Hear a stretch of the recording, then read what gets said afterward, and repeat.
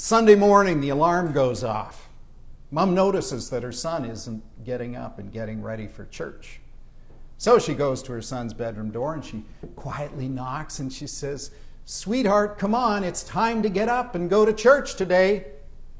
Behind the locked door of her son's bedroom, she hears her son grumble, "I'm not going to church today." "Well, why not?" she says. "Two reasons," he shouts back at her. "First of all, I don't like those people. And secondly, those people don't like me." His mother shouts back at him, says, "Listen here, mister. I'm your mother and I'm telling you, you're going to church today." And he says, "Why?" And she says, "Two reasons. First of all, you're 50 years old. And secondly, you're the pastor."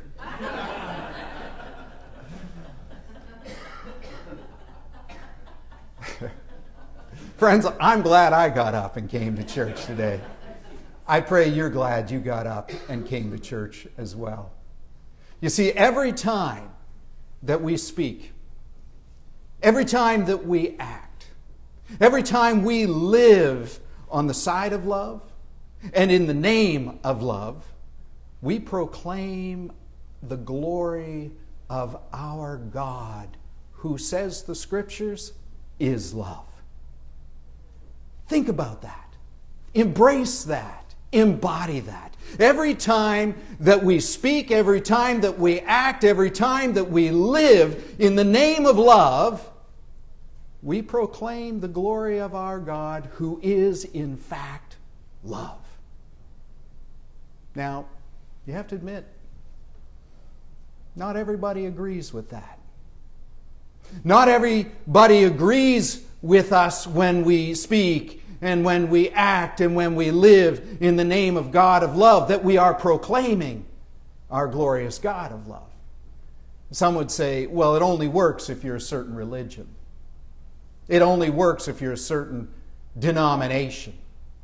I remember years ago talking to a person who told me I should call myself something other than Christian because I believed a little differently than he did. Just the other day, we shared on our Facebook page that we were going to have a burgers and bingo. And we wanted to invite the neighborhood. Anybody from Old Montgomery, come on down and join us.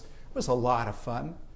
Somebody sent me a note through Facebook, not a member of this congregation. Somebody sent me a note. Somebody who'd seen our invitation to come and join us for a time of friendship and fun sent me a private note online saying, "Oh, Montgomery Presbyterian Church, I used to go to that church back in the good old days.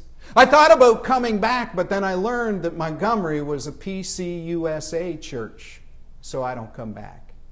Presbyterian Church USA."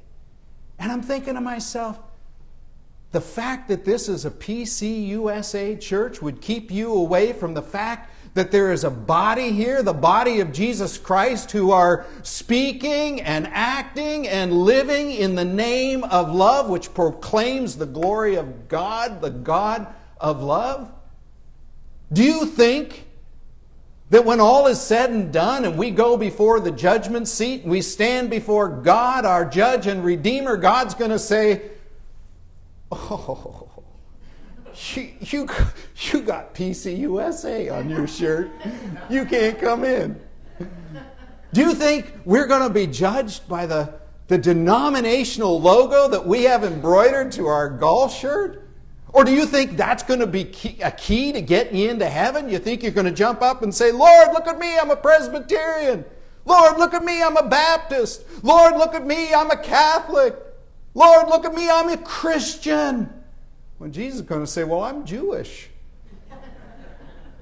What I'm really looking for is not the denominational logo embroidered to your golf shirt. I'm looking for the love of God on your heart. Did you speak? Did you act? And did you love in the name of love? Did your life proclaim the God of love? Did your life testify to this one who embodied love, named Jesus, This one who came to this world in the name of love. Did you speak and act and live that way?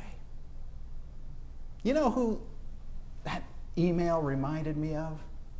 It reminded me a little bit of Jesus' disciple John. Did you hear in that little zoom lens picture we took of the gospel today? John, one of the closest disciples of Jesus. John, one of the first disciples called by the seaside. Brother of James, son of Zebedee. He who had been there from the beginning came rushing up to Jesus like a second-grade tattletale. Jesus, we saw somebody doing something good in your name. We saw somebody proclaiming love and casting out demons in your name. But you know what? He wasn't one of us, so we told him to stop. How sad that we would see someone doing something good. That we would see someone doing something in the name of love and tell them to stop. Didn't John know that when we speak and act and live in the name of love, we proclaim the glory of our God who is love? John didn't quite get it yet, did he? But did you hear what Jesus said to John? Revolutionary words, if you ask me. Transforming words, if you ask me. Healing and all-encompassing words. Some of the most compassionate and inclusive words of the entire Scripture, if you ask me. See, here we are in a world that likes to divide us up, like black and white and Presbyterian USA and Presbyterian Church in America and Baptist and Southern Baptist and Primitive Baptist and Independent Baptists have a lot of divisions, as you know. But we're not too far off now, are we? Our world likes to divide folks up between liberal and conservative or progressive and alt-right and Fox TV and CNN. And, you know, ne'er the twain shall meet. But Jesus doesn't play that game, does he? Jesus doesn't play the us and them game. Not in the kingdom movement of Christ. There's not room for that. Remember, Jesus is the one who opens the circle, not the one who closes it. Jesus says to John, John, knock it off. Makes you really boring. Actually, he didn't say that, but I'm sure he felt it. Because what he said to John was, John, leave them alone. Leave them alone. A person cannot speak and act and live in the name of love for very long before they know where that love is coming from. They cannot speak and act and live in the name of love before too long before they become aware that they are proclaiming the glory of God, God who is love. And then Jesus puts a little exclamation point at the end of that statement and says, those who are not against us are for us. Talk about an inclusive statement. In our world, we say, you're either with us or you're against us.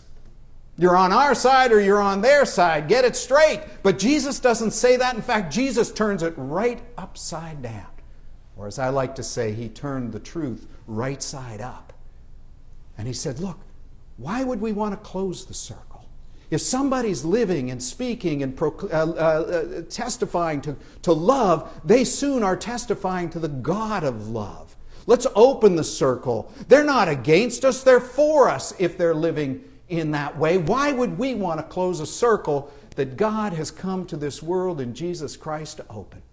You think about how many lines of division Jesus crossed in order to open that circle. Jesus came to people who were of different religion. He came to people who were of different gender, of different color, of different language. He crossed so many lines, this first century cosmopolitan Jew named Jesus, so that he could testify to the God of love. Why would he accept that or welcome it in us that we would close the circle up and say, you know what? They're not Presbyterian, so we try to make them stop. You're a different kind of Christian than I am, so you should just stop calling yourself Christian. I saw a story in the news a number of years ago. And as I read this passage in Mark's Gospel this past week, it took me back to this story. If you look at the story or read it through the lens of a world that wants to divide us, black and white, Jew, Gentile, Christian, Muslim, this creed, that creed, it might seem like a complex story to you. And apparently it was complex because the media didn't pick up on it very well. They didn't. This news story didn't travel well. It didn't fit in a headline. It didn't fit on a social media post at all. And so it just didn't get picked up. But I saw it, and it's stuck with me ever since. Let me share this so-called complex story with you. The year's 2016.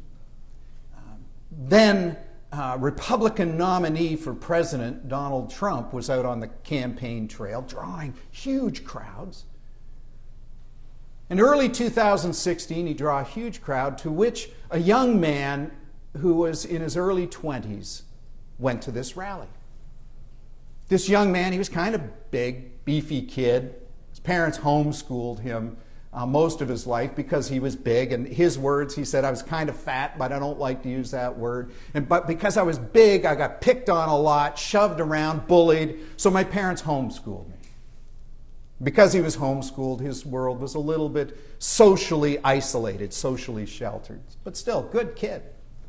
And he goes to a Donald Trump rally wearing his awesome red MAGA hat, Make America Great Again. And he wore his T-shirt that clearly stated he understood irony. His T-shirt said, I'm a deplorable.